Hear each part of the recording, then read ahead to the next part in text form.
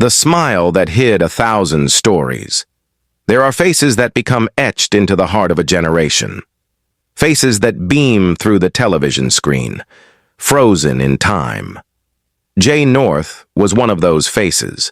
With his golden hair, cheeky grin, and trademark slingshot in his back pocket, he became the living embodiment of Dennis the Menace, a character so mischievous, so loved, that for a moment in the early 1960s, the whole world believed they knew him.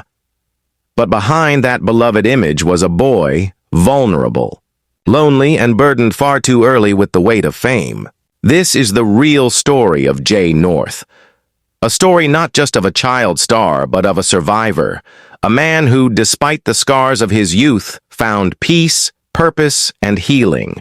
Today we remember him not just as Dennis the Menace, but as Jay, the man behind the myth. Early life. A Star is Born Jay North was born on August 3, 1951 in Hollywood, California. Raised by a single mother, Dorothy North, Jay's entrance into the entertainment world was not entirely accidental. His mother worked as the secretary to the head of casting at a major Hollywood studio. With the City of Dreams just outside their front door, it wasn't long before young Jay was noticed. At just 6 years old, he began booking appearances on children's shows and commercials. His big break came in 1959 when he was cast as the lead in CBS's new sitcom, Dennis the Menace, based on the popular Hank Ketchum comic strip. Overnight, Jay North became a household name. Every week, millions of American families gathered around their television sets to watch Jay portray the ever-curious, often chaotic, but ultimately good-hearted Dennis Mitchell. The show was a hit, running for 4 seasons from 1959 to 1963. But behind the laughter and applause, Jay was living a very different reality. Life behind the scenes, the hidden cost of fame. What the world did not see was the toll the show was taking on him. Jay was a child living in an adult world, held to standards no child should ever be expected to meet. The set was strict. The days were long, and off-screen, Jay's life was even more controlled. During filming, his guardians were not his parents or mentors. They were his aunt and uncle, who became his legal guardians on set. Jay later revealed that behind closed doors, they were emotionally and physically abusive, enforcing discipline with belts and fists whenever he made a mistake. They isolated him from his peers and even from his own mother. As millions adored him from afar, Jay was suffering in silence, his childhood slipping away in front of the camera. While other children played, went to school dances, and made friends, Jay was memorizing lines, performing under pressure, and hiding bruises, both physical and emotional. The show ends, A Boy Without a Map. When Dennis the Menace ended in 1963, Jay was just 12 years old. But the world that had once embraced him with open arms suddenly turned cold. The roles dried up. Hollywood had already moved on to the next fresh face, and Jay found himself typecast, unable to break free from the shadow of Dennis. He tried. He auditioned for roles. He appeared in a few films and guest spots on TV shows, but casting directors could not look past his past. He was Dennis Mitchell, period. And in that rigid typecasting, Jay began to feel like a ghost, trapped in the body of a boy the world no longer wanted. The loss of identity was crushing. Without acting, without the spotlight, Jay did not know who he was supposed to be. He sank into a deep depression, struggling with the psychological effects of lost fame and unprocessed childhood trauma. Teen years. Lost in the echo as he entered his teenage years, Jay tried to reclaim some sense of normalcy. He enrolled in school, attempted to fit in, but it was not easy. He had been famous. Now he was invisible. The transition from star to student was jarring. He was bullied, misunderstood, and often left out. He turned to food for comfort and began gaining weight. He rarely smiled in public.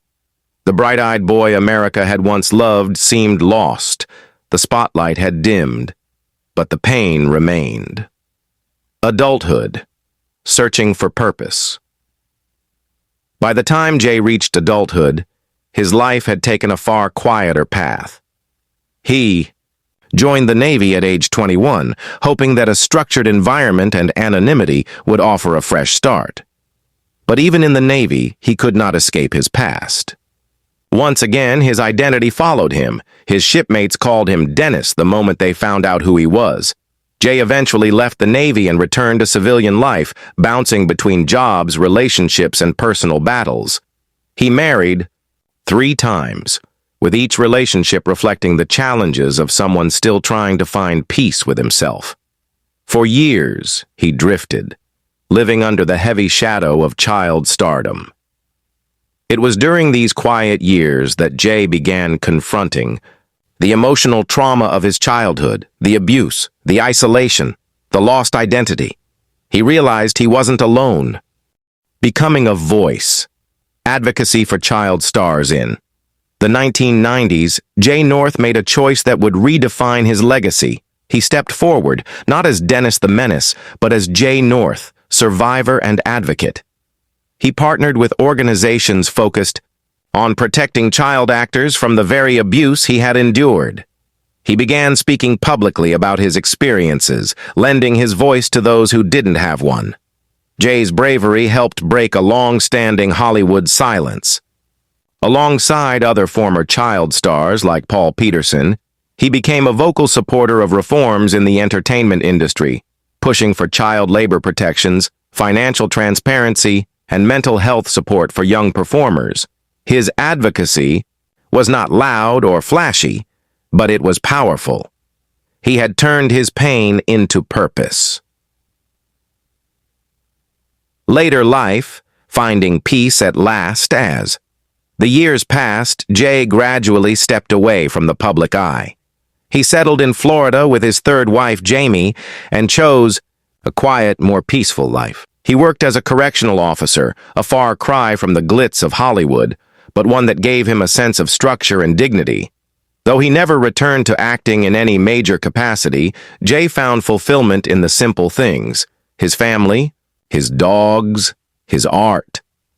He began painting and found solace in creativity, free from the expectations of the spotlight. In rare interviews, he spoke with grace and honesty. He didn't shy away from the darkness of his past, but he did not let it define him either. Jay North had finally found his voice, his identity, and his peace, not as a character, but as a man. Legacy. More than Dennis for millions, Jay North will always be Dennis the Menace, the lovable troublemaker who made us laugh, who reminded us of the innocence and chaos of childhood. But for those who look closer, his story is so much more.